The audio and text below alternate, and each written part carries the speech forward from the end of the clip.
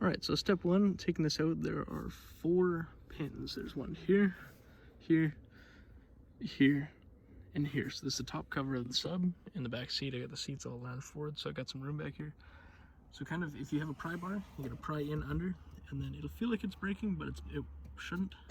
And it just comes unclipped like that, like that. There's a picture of one of the clips. Just a push in hole kind of pin thing like that. So if you can pry in under this lip and pull it up like that, should be good. And then you see the sub under here. So got all 3 here, and I just got to get the 4th one. I don't have a pry bar, so I'm using a wrench and a flathead, but yeah, I'll show you when I got this out. We have the top part of the sub out, and here's what it sounds like before we do the fix.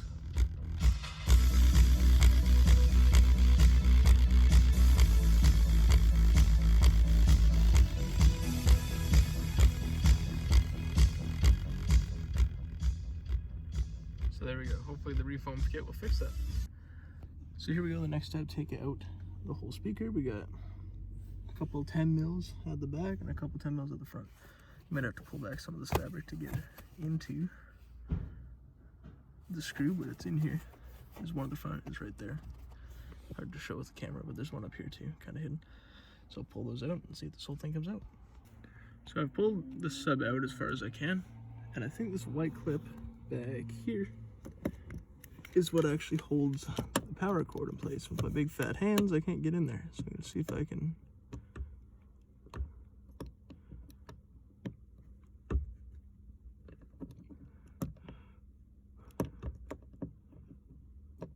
Come on, clip. There it is.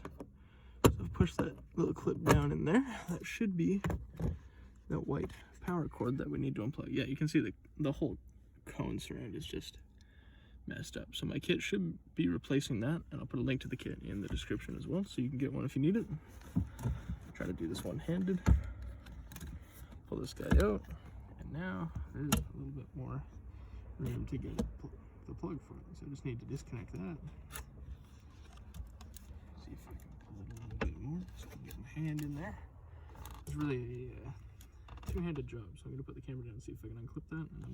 All right, folks, there we go. So with this plug, the easiest way is you push down on that little kind of dual-sided tab there. I put a flathead screwdriver kind of in the center of that to push it down. It's hard to show you. This piece pushes down, and then that clips right in.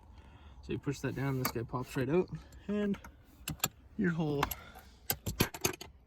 as I drop a wrench, your whole sub is out of the car. So there we go. That will save me a lot of hassle there. Put that guy down there for a sec. And this is our foam gasket kit. So hopefully we can replace this whole kind of outer foam here, which actually seems to be in decent shape on this one.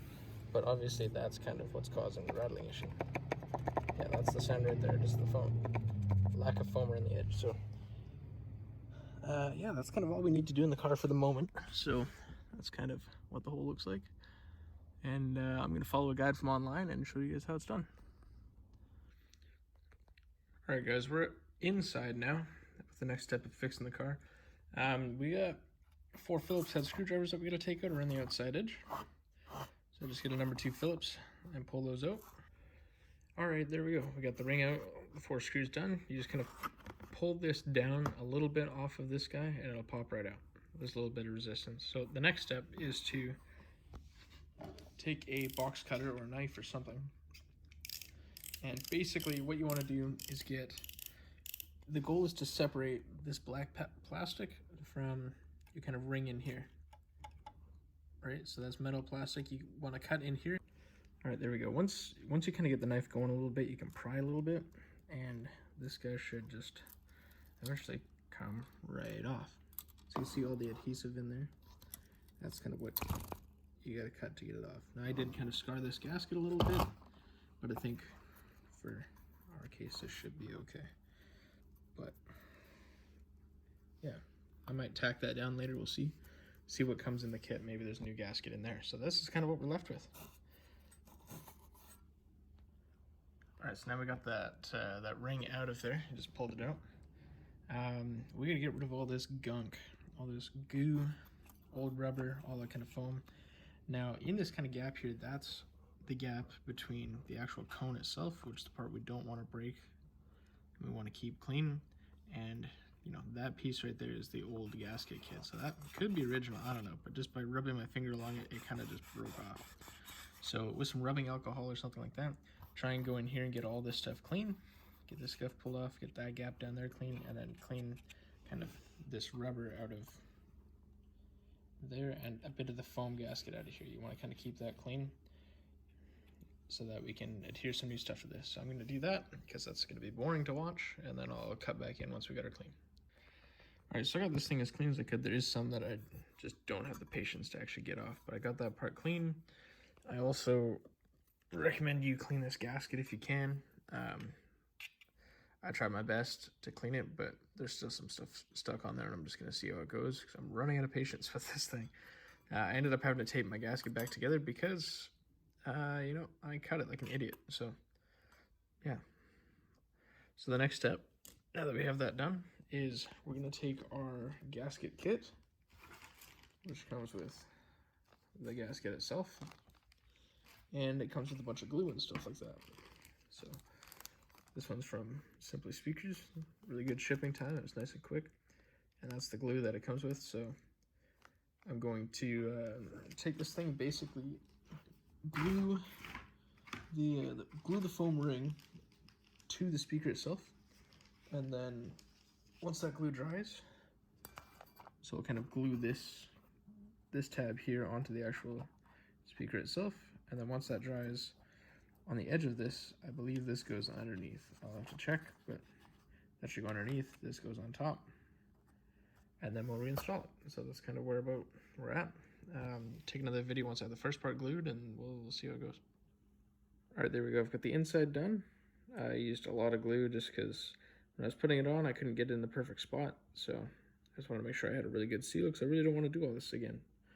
So we'll put it in there, and then we'll tap down on the brown part in a little, in the middle a little bit, just to make sure that the cone is centered in the whole kind of surrounded, the metal surround part. You can see it's kind of off center right now. So once that's centered, then I'll put a bead of glue under this outside ring, that kind of wider part there.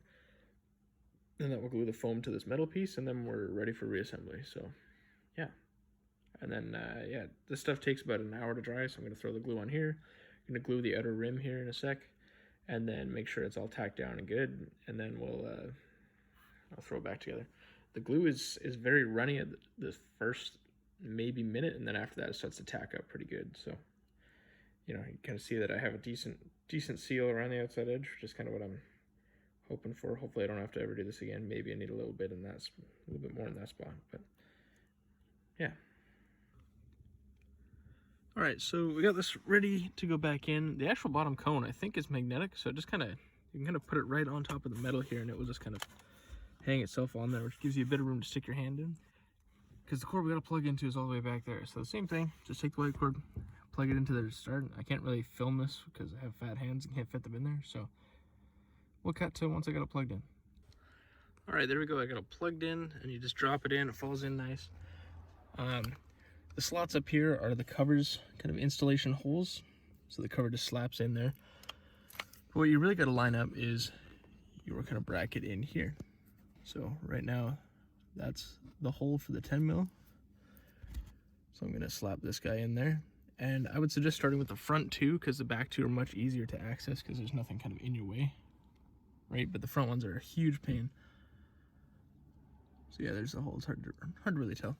But the worst one for me is the right side. I got all this weird fabric that wasn't really cut in the way, and you can't really see in here very well while also trying to hold the camera. So I'll screw all these things in, then we'll put the cover on and we'll test it out. Now with the bass turned up, now let's see it.